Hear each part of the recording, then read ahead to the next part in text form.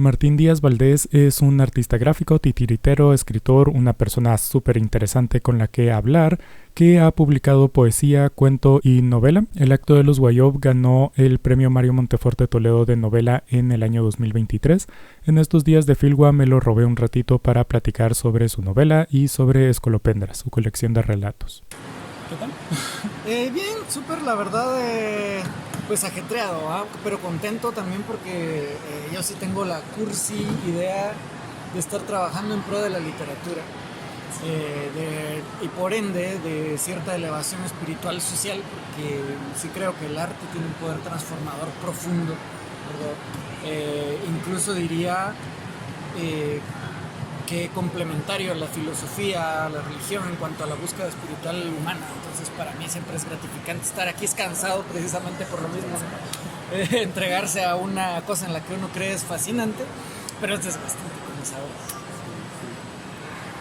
Bueno, ahora es raro porque la pregunta con la que rompo el hielo es como que bien pesimista y acabas de empezar así como que bien optimista. ¿Apocalipsis nuclear o invasión alien?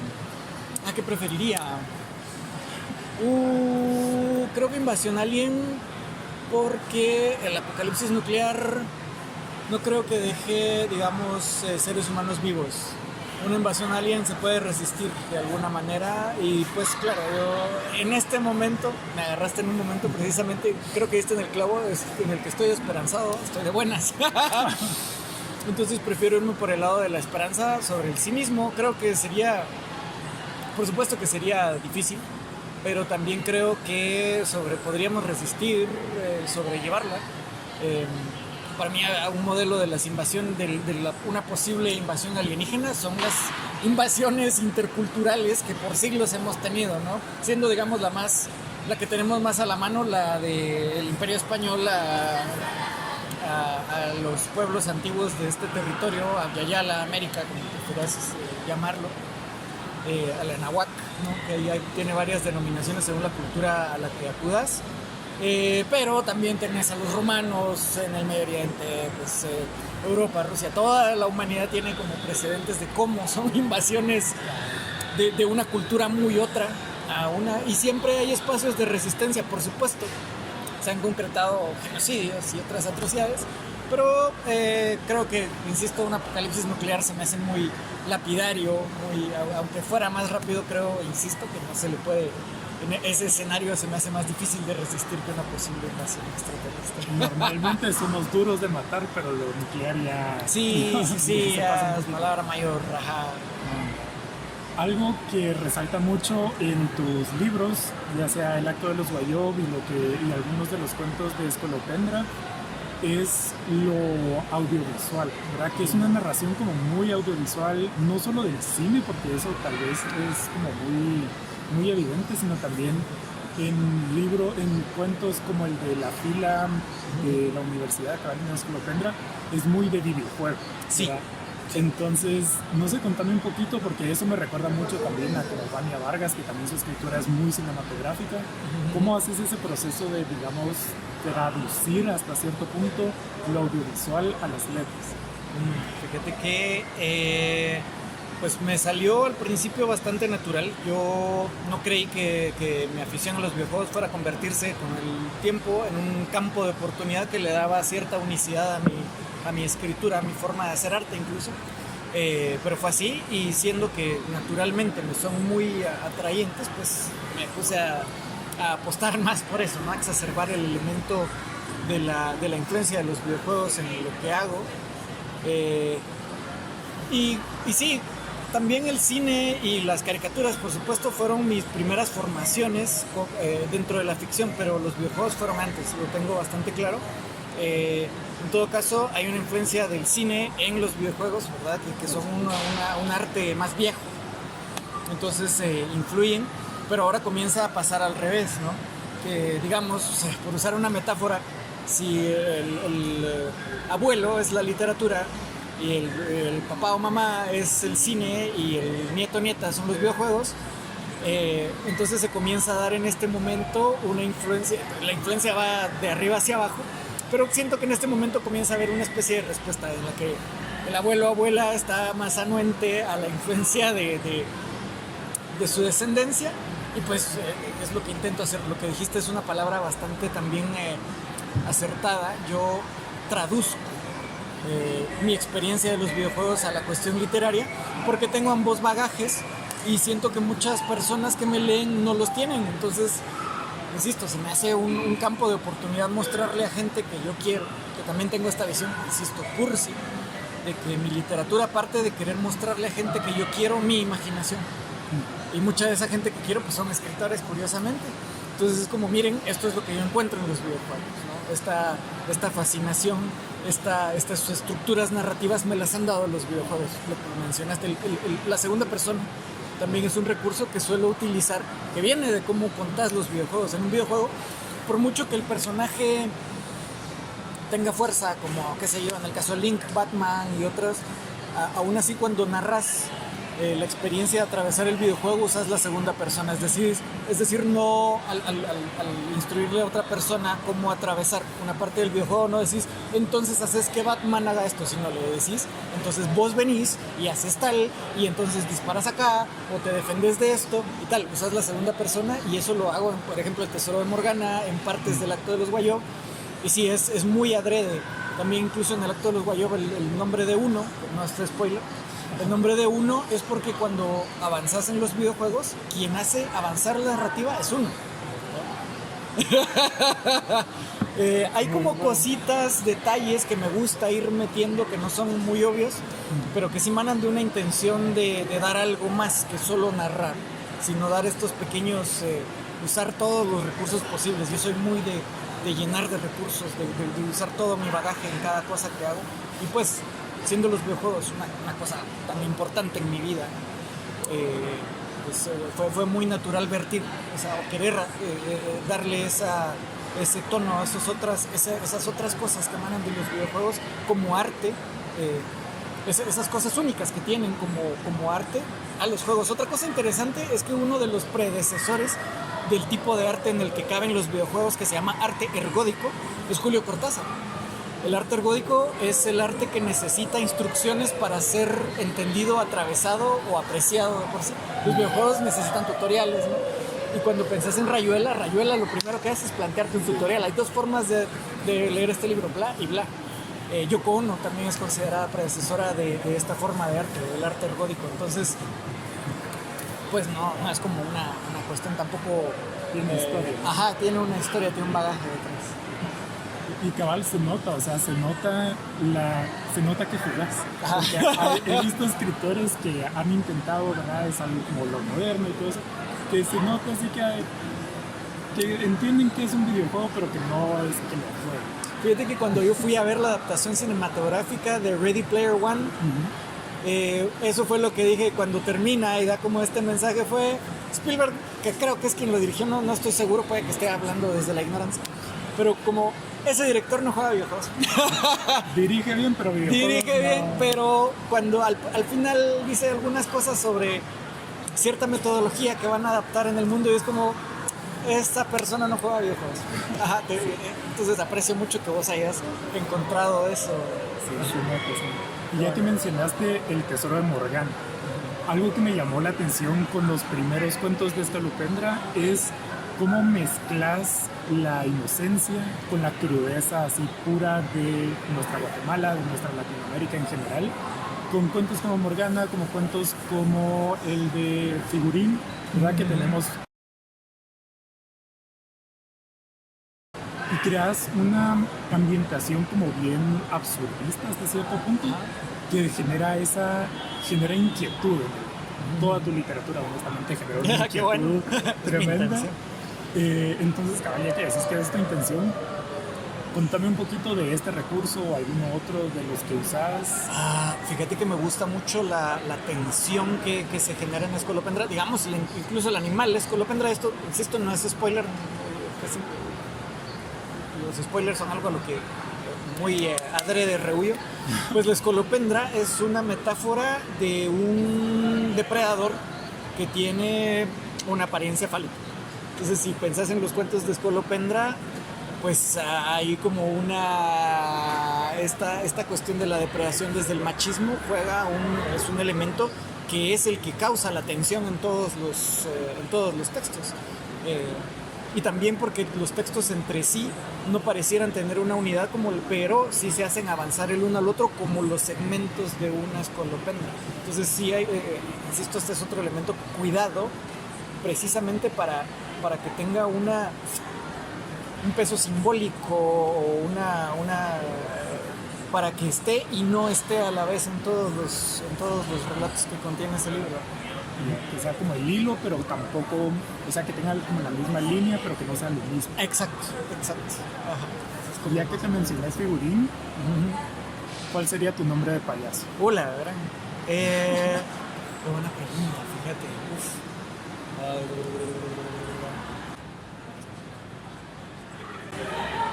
Creo que el profeta. El profeta. Sacándolo todo. Hay como esta reciente movimiento de profetas callejeros, ¿no? Sí. Que se pueden a gritar en las esquinas, y creo que como payaso lo que haría sería algo muy similar a esa disrupción. Antes pensé en el culebrero antes, pero ya casi no hay culebreros, ¿no? Están un poco en extinción. Entonces, ahora los profetas son, entonces creo que o profetín, algo relacionado con la profecía. Ajá. Bueno. En el acto de los Guayó, supongo que te preguntan a cada rato sobre este personaje, que se me olvidó el nombre, me lo sabía, pero se me acaba de olvidar, que es el que habla quichua.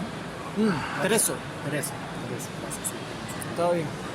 Y Tereso tiene muchísima carga, ¿verdad? Desde su historia, ¿verdad? Desde su identidad, desde su idioma, ¿verdad? Que es como algo que resalta mucho, ¿verdad? Que está el texto en sus diálogos en quiché, pero no están traducidos, no hay notas, los que no sabemos quiché nos quedamos perdidos. Ajá.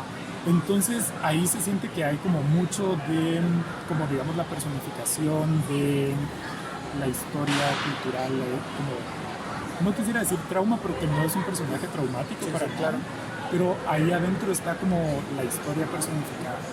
¿Qué me podrías contar de Tereso? Fíjate que Tereso, a la vez que, digamos que es el personaje más elaborado de la novela, es una metáfora en muchos niveles de las luchas territoriales del pueblo quiché, ¿no? Desde Atanasiutzul en Totonicapán hasta los actuales esfuerzos por la preservación de los recursos. Y en el contexto específico de la novela, recuerdo que vos lo dijiste en uno de tus videos muy acertadamente, es pues una metáfora de cómo el Estado, representado en los otros personajes, no sabe escuchar a los pueblos originarios, aunque sepan más de cualquiera de los asuntos que le atañen al territorio, ¿verdad? Pero a la vez quería que fuera muy... Que no fuera solo eso, es decir, que no fuera... Y no solo que no solo fuera eso, sino que tampoco fuera esta especie de víctima de la historia, porque como lo decís, es un personaje muy activo, es un personaje en el que recaen muchas cosas y es un personaje que mueve la acción.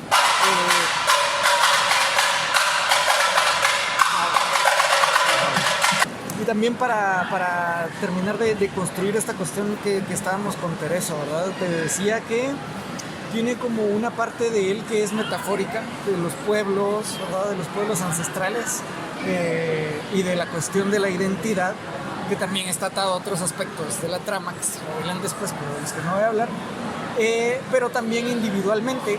Si quisiera alguien ir a googlear y spoilearse eso, está basado en un personaje histórico real, o sea, insisto, si lo googlean seguro va a ser un spoiler, y si ya leyeron el libro, pues para que vean como que cuál es el trasfondo, digamos, o la inspiración más bien para el personaje de Tereso, que fue un coronel de la Revolución Mexicana llamado, era de apellido Robles Dávila, Amelio Robles Dávila, que fue condecorado en los años 60, que tuvo hijos adoptivos, un matrimonio, etcétera, varias características institucionales que en su varias ¿qué será? Reconocimientos institucionales que en su condición al ser básicamente un forajido, porque él al haber entrado a la revolución se convirtió en un forajido, al no haber triunfado la revolución no hubiera podido acceder a ellos, es lo que quiero decir.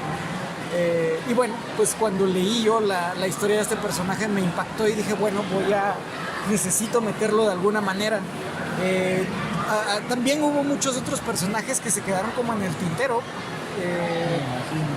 porque trataba de hacerlos encajar. Como te digo, tengo este proceso en el que vuelco todo sobre el texto y después voy viendo qué me sirve y qué no. Entonces en ese proceso se fueron descartando varios personajes, pero la fuerza que tomó Tereso ha sido muy interesante, como una gran mayoría de la gente que ha leído el Acto de los Guayó siente un magnetismo instantáneo por la persona de Tereso Chumilva, y también su apellido tiene un significado secreto, digamos que es un secreto es un secreto parcialmente visible, digamos, que significa estrella. En mi mente, digamos, bueno, no en mi mente, en mi bagaje arqueológico, lo poco que he leído de arqueología también, me encontré con que los pueblos mayas alrededor del Clásico comenzaron con una modalidad de guerra que se manifiesta gráficamente a través de las estrellas. Cuando se usa el glifo de la estrella junto a una ciudad, quiere decir que es una guerra territorial. Y Chumil significa estrella en quiché. Entonces, el rollo del territorio también está como ahí implícito. Eso, insisto, no es un spoiler, es uno de los temas que atraviesa la trama, pero no es un tema central o que esté oculto, sino que sí me gusta hablar cuando hablo de lo que terminó tejiendo toda la novela. En el Acto de los Guayó también tenemos un fenómeno tal vez algo distinto a como suele ser la narrativa latinoamericana, que ahí la violencia suele ser de arriba para abajo, siempre, de lo blanco a lo racializado, del centro hacia afuera. Y en el Acto de los Guayó tenemos un fenómeno distinto, que son las víctimas de estos crímenes que están investigando los detectives. Todo esto obviamente pues está unido a todo lo que hemos estado hablando de los territorios y todo, pero ¿qué hay ahí? ¿Cómo elegiste? Porque es muy peculiar, no solo eso, sino la palabra, las formas, los esquemas que hacen. Ajá. Que es como algo muy riguroso, que me parece interesante. Perdón, ¿cómo se me ocurrió?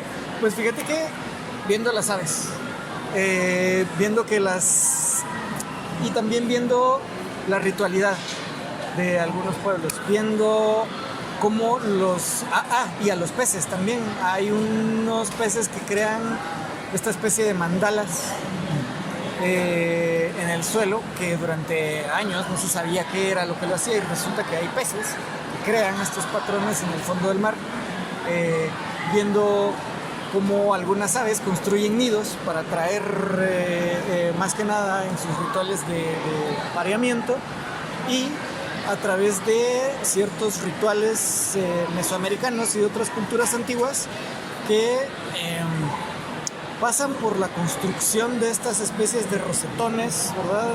Con diferentes materiales. Puedes pensar también en las alfombras de Semana Santa.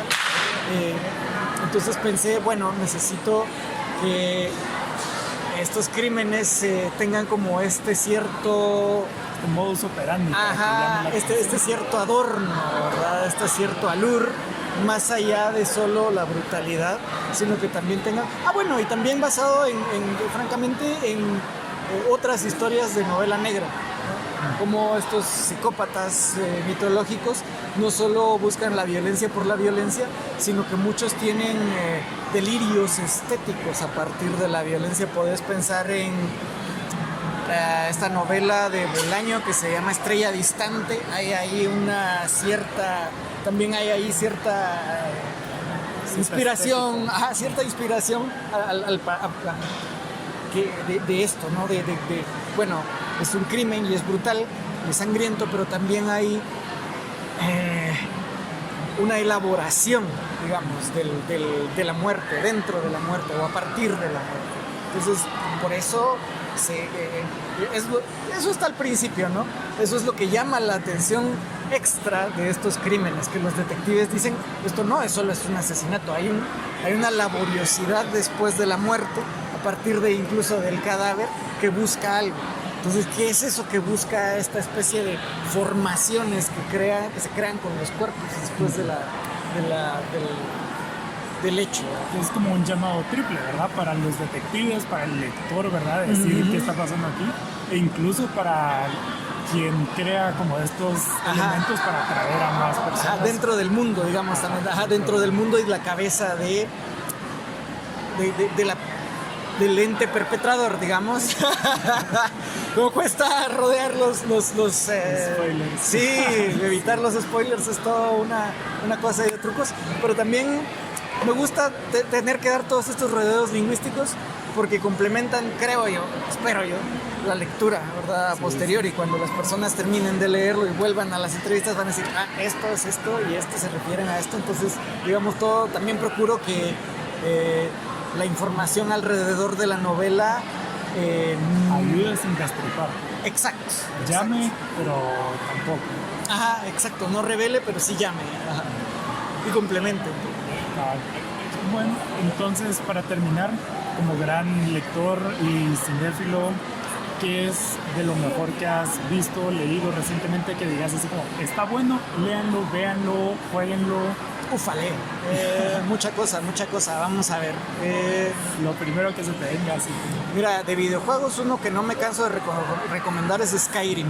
Es un juego amplísimo, es un mundo abierto hermosísimamente construido, profundo, fascinante, con un gran lore, y que además tiene una cosa que para mí es muy mística, y es que está tan minuciosamente fabricado que nunca lo vas a agotar.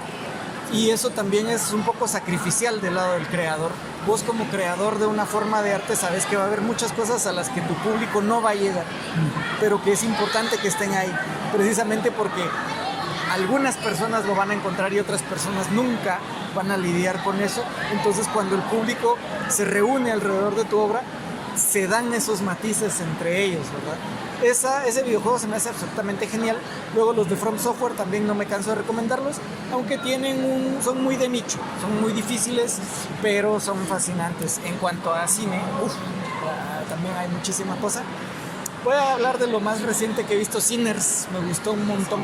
Sinners, esta película en la que sale Michael B. Jordan, me sorprendió y me parece que tiene también una intención ahí político, un mensaje político bastante mezclado con la visión estética per se que requiere hacer una obra artística. Es decir, no todo es mensaje entre político, diagonal, moral, según la moral del escritor, sino de las personas que crean la obra, sino que también tiene un atractivo estético, ¿verdad? Y lectura, pues también el que estoy leyendo ahora y que nutre mucho mi obra, espero yo más bien a futuro, Fyodor Dostoyevsky. Se me hace inagotable, se me hace fascinante y se me hace muy moderno también. Es un poco complejo entrar a la obra de Dostoyevsky, pero una vez uno está ya, agarra como el flow de pensamiento, se da cuenta de que es una especie de chisme, ¿no? Es como uno está leyendo chisme de personajes ficticios, y esa especie de escandalización a la que llega se me hace un sentimiento muy único y muy exacerbado en la obra de esto, que me agrada y que me lleva como a no separarme de él. También, bueno, las obras que inspiraron a El acto de los Guayov, el tiempo principio en Xibalbá, fue una que creo que está ahí presente, ¿verdad? Y Asturias, cualquier cosa no cualquier cosa de Miguel Ángel Asturias, ¿sabes? Mulata de tal. Hay muchas que recomendaría de Asturias, pero ahora que tengo el tiempo corto, Mulata de tal, todo este bagaje místico y este delirio en el que la digamos, normalidad entra y sale de la lógica, narrativa de la novela. Este mismo viento fuerte de cabal, al principio en Xibalbá, que también arrasa en... ¿Cómo no? ¿Cómo no? Sí. Comienza con un soplo, ¿no? Comienza con un soplo. Interesante, no había visto eso. Comienza también el acto de los Guayop con, yo diría que un guiño a Asturias, ¿no? Totalmente. O un recurso tomado. Sí, exacto, lo entendiste todo ahí. El tangalán, por ejemplo, de cuando describen a Cara de Ángel yendo a su boda, es eso, es una onomatopeya a partir del sonido de las campanas. Yo quería un asturiazo, digamos, inaugurar con un asturiazo, por usar una palabra también un poco y cabal provocado por ese viento fuerte. Ajá. Sí. Bueno, interesante. Bueno, gracias por la Muchas gracias a ti, gracias por tu tiempo. Genial tu obra. Ahí tengo Escolopendra para que me lo firmes ahorita. Va. Gracias.